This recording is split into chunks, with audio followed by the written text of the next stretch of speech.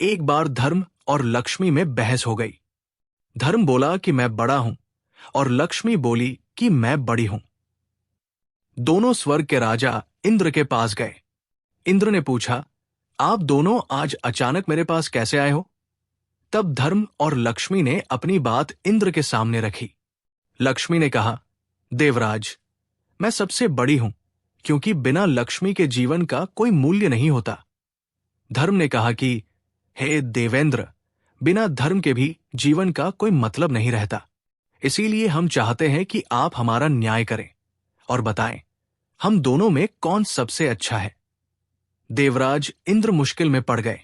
उन्होंने सोचा कि मैं कैसे ये बताऊं कि कौन सबसे अच्छा है। यदि मैंने लक्ष्मी को सबसे अच्छा बता दिया तो मैं धर्म से दूर हो जाऊंगा, और यदि मैंने धर्म को सबसे अच्छा बता दिया तो मेरे पास लक्ष्मी नहीं रहेंगी। उन्होंने बहुत सोचा पर कुछ हल उनके दिमाग में नहीं आया। आखिर में उन्होंने दोनों को कहा कि मुझसे भी ज्यादा न्याय करने वाला धरती पर एक राजा है। उसका नाम विक्रमादित्य है। आप दोनों उसके पास जाओ और उससे अपना न्याय करवाओ। वो आप दोनों का न्याय बड़ी आसानी से कर देगा। लक्ष्मी और धर्म दोनों पृथ्वी पर आ गए। दोनों राजा विक्रमादित्य के पास पहुंचे और बोले, हे राजन, आप हमारा न्याय करें। राजा विक्रमादित्य बोले, ठीक है, पहले आप दोनों अपनी अपनी बात मुझे सुनाओ। फिर मैं दोनों की बात सुनकर ये बताने में सक्षम हो जाऊंगा कि आप दोनों में कौन सबसे अच्छा है। लक्ष्मी और धर्म ने अपनी अपनी बात राजा विक्रमादित्य के सामने रखी और लक्ष्मी बोली कि हे राजन, यदि मनुष्य के पास मैं न रहूं तो उसका जीवन बेकार हो जाएगा, इसलिए मैं खुद को बड़ी बता रही हूं। तभी धर्म बोला, हे राजन, बिना लक्ष्मी के तो जीवन चल सकता है, पर धर्महीन होने के बाद मनुष्य के जीवन का अर्थ समाप्त हो जाएगा। इसलिए हे राजन, आप हम दोनों का न्याय करें और बताएं कि हम दोनों में कौन श्रेष्ठ है। राजा विक्रमादित्य बहुत समझदार थे। वो समझ गए कि ये एक बहुत मुश्किल न्याय है। यदि मैंने लक्ष्मी को बड़ा बता दिया तो मैं धर्म से दूर हो जाऊंगा, और यदि मैंने धर्म को बड़ा बता दिया तो लक्ष्मी मुझसे रूठ जाएंगी।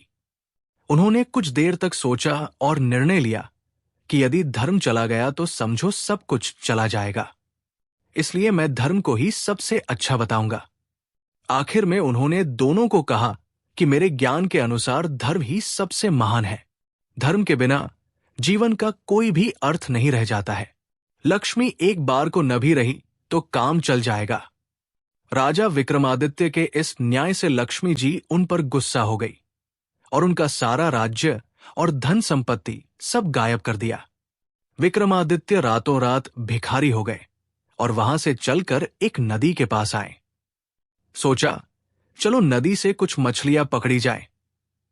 उन्होंने नदी से कुछ मछलियां पकड़ी, फिर उन्हें भूनकर नदी के किनारे रख दिया ताकि नहाने के बाद मैं इन मछलियों को खाऊंगा।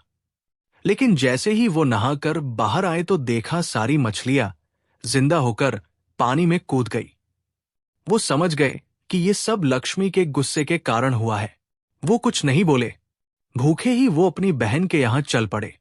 उनकी बहन को वहां के लोगों ने बताया कि तुम्हारा भाई विक्रमादित्य तुमसे मिलने आ रहा है।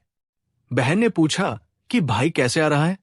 लोगों ने बताया कि वो फटे कपड़े पहने पैदल आ रहा है। उन्होंने कहा कि उसे घोड़ों के अस्तबल में ठहरने को कहो। विक्रमादित्य को घोड़ों के अस्तबल में ठहराया गया और खाने के लिए उन्हें जानवरों का खाना दिया गया। वो समझ गए थे कि ये लक्ष्मी की नाराजगी का असर है, इसलिए उन्होंने वही जमीन में गड्ढा खोदकर वो रोटियां गाड़ दी और बोले कि हे धरती मां, मैं जब दोबारा यहां आऊंगा तो आप ये रोटी इसी स्थिति में संभाल कर रखना। फिर वो किसी को बताए बिना वहां से निकल गए। अगले दिन सुबह वो अपने एक मित्र के पास पहुंचे। मित्र ने उनका बहुत स्वागत किया। खाने के लिए उनको तरह तरह के व्यंजन परोसे गए। जब राजा विक्रमादित्य खाना खाने बैठे तो उन्होंने देखा कि खूंटी पर टंगा 9 लख का हार खूंटी निगल रही है। वो समझ गए कि ये भी लक्ष्मी की एक चाल है, इसलिए उन्होंने अपनी सफाई में कुछ भी नहीं कहा।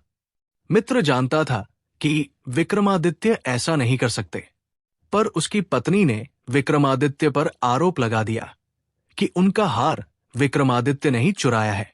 वहां से विक्रमादित्य चलते हुए किसी दूसरे राज्य में आ गए। चलते चलते थक जाने के कारण उन्होंने सोचा कि क्यों न किसी पेड़ के नीचे थोड़ी देर सो लिया जाए। उधर उस राजा के यहां चोरों ने चोरी की थी। वो धन उन्होंने लाकर सोते हुए विक्रमादित्य के पास रख दिया। इधर राजा के सैनिक चोरों की तलाश में जब वहां पहुंचे तो देखा कि सारा धन विक्रमादित्य के पास पड़ा था। उन्हें समझ में आ गया कि यही चोर है। उसको पकड़कर राजा के पास ले गए। राजा ने पूछा कि क्या तुमने ही ये धन चुराया है? विक्रमादित्य ने कहा, राजन, ये धन मैंने नहीं चुराया है। पर उनको अपनी बात की सच्चाई को सिद्ध करने के लिए कोई सबूत नहीं था। इसीलिए राजा ने सजा के रूप में उनके दोनों हाथ पैर कटवाने का हुक्म दिया। सैनिकों ने उनके दोनों हाथ पैर काट दिए और बाजार के बीचों बीच उन्हें फेंक दिया। साथ ही उनके पास एक जूता रख दिया गया और वहां लिख दिया कि जो भी उधर से गुजरे उन्हें 5 जूते जरूर मारे। जो भी राहगीर वहां से गुजरता उन्हें 5 जूते जरूर मारता। एक बार उस राज्य का एक तेल निकालने वाला तेली उस रास्ते से गुजरा जहां पर राजा विक्रमादित्य घायल अवस्था में पड़े थे। राजा ने उससे कहा कि हे मित्र, मेरे घाव पर मक्खियां बैठ रही हैं जो मुझे दर्द पहुंचा रही है। इसीलिए यदि तुम मुझे थोड़ा सा तेल लगा दो तो तुम्हारा बहुत ही उपकार होगा। तेली हंसा और बोला, एक तो मैं तुम्हें जूते की सजा नहीं दे रहा हूं और ऊपर से तुम मुझसे तेल की आशा करते हो। राजन ने उनसे प्रार्थना की। वो एक दयालु व्यक्ति था। उसने थोड़ा सा तेल उनके घाव पर लगा दिया। उस दिन जब वो तेल बेचने गया तो उसका तेल शाम तक बेचने के बाद भी उतना का ही उतना रहा। उसे बड़ा आश्चर्य हुआ कि आज ऐसा क्या हुआ कि मेरे बर्तन का तेल खत्म ही नहीं हो रहा है। उसके समझ में आ गया कि ये सब उस घायल व्यक्ति के कारण हो रहा है। वो कोई देवता तो नहीं। तेली जब घर पहुंचा तो बहुत खुश था। उसकी पत्नी ने खुशी का कारण पूछा। उसने सारी बात विस्तार से बता दी। बोला, वो व्यक्ति कोई दिव्य आत्मा है। पत्नी ने यह बात सुनते ही कहा कि आप किसी प्रकार उस व्यक्ति को अपने घर ले आओ। वैसे भी हमारी कोई संतान नहीं है, इसी बहाने हमें संतान सुख भी प्राप्त हो जाएगा। लेकिन राजा से पूछे बिना हम उसे ला भी नहीं सकते, इसलिए पहले हम राजा से एक बार जरूर इस बारे में बात करेंगे। पत्नी ने अपने तेली को समझाया। वो बोली, आप कल सुबह जाकर राजा से बात कर लो, अब देरी करना ठीक नहीं है। फिर तेली अगले दिन सुबह वो राजा से मिलने पहुंच गया। राजा ने आने का कारण पूछा तो वो बोला, मालिक, यदि आप आज्ञा दें तो मैं उस अपाहिज व्यक्ति को अपने घर ले जाऊं। हमारी कोई संतान नहीं है, इसलिए हमारी इच्छा है कि हम उसको अपने साथ रखकर संतान सुख प्राप्त करें। राजा कुछ देर सोचता रहा, फिर बोला, वैसे भी वो व्यक्ति हमारे लिए किसी काम का नहीं है, इसलिए तुम उसको अपने घर ले जा सकते हो। राजा की आज्ञा मिलते ही वो विक्रमादित्य को अपने घर ले आया।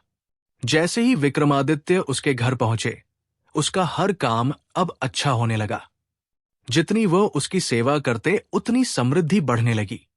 इधर राजा की राजकुमारी बहुत ही पढ़ी लिखी थी। वो लगभग हर कला में माहिर थी। वो शाम को दीपक राग गाकर महल और शहर के दियों को जलाती और फिर जब वो रात को दिए बुझाती। उसके बाद विक्रमादित्य फिर से दीपक राग गाकर दिए जला देते थे। ऐसा जब 2-3 दिन हुआ तो राजकुमारी को विश्वास हो गया कि राज्य में कहीं न कहीं विक्रमादित्य रहते हैं, क्योंकि दीपक राग गाने वाले गिने चुने ही लोग हैं, जिनमें विक्रमादित्य सबसे अच्छे थे। उधर राजा ने राजकुमारी का स्वयंवर रखा। दूर दूर के राजाओं और राजकुमारों को बुलाया। जिस दिन स्वयंवर था उस दिन विक्रमादित्य ने तेली से कहा कि हे पिताश्री, मैं भी स्वयंवर देखना चाहता हूं, इसलिए आपसे प्रार्थना है कि मुझे उस जगह पर लेकर चलें। तेली ने समझाया कि तुम चल फिर नहीं सकते तो बताओ, कहीं तुम्हें कोई चोट न लग जाए। लेकिन जब विक्रमादित्य जिद पर अड़ गए तो वो ले जाने को राजी हो गया। बोला, कल सुबह मैं तुम्हें स्वयंवर दिखाने ले चलूंगा। थोड़ी देर बाद राजा के यहां से ये संदेश